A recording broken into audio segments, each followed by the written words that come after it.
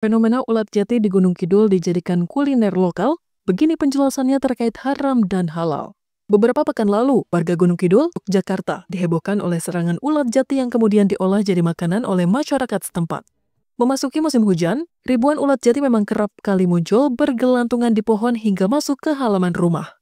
Fenomena mengerikan ini membuat warga setempat harus berpakaian tertutup jika tak ingin ulat jati merayap di kulit. Meski dikatakan oleh pemerintah setempat tak berbahaya, bagian orang merasa geli dan memiliki kulit sensitif yang dapat membuat iritasi.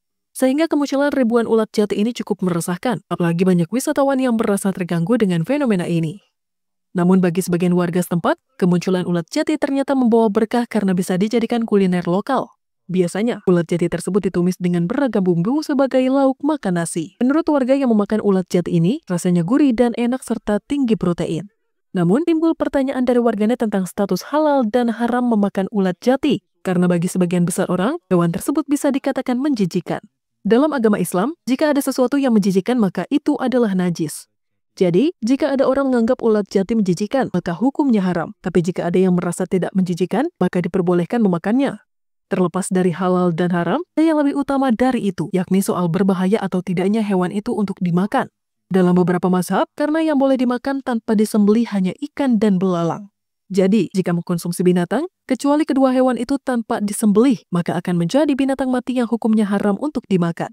Dalam salah satu mazhab dijelaskan bahwa ulat digolongkan pada kategori boleh dimakan, asalkan harus disembelih. Caranya bisa menjadikannya mati terlebih dahulu sebelum dimasak, misalnya dengan mencelupkan ke dalam air panas. Kuliner lokal khas Gunung Kidul ini bukan hanya terjadi tahun ini, tapi telah terjadi selama bertahun-tahun saat fenomena ini datang.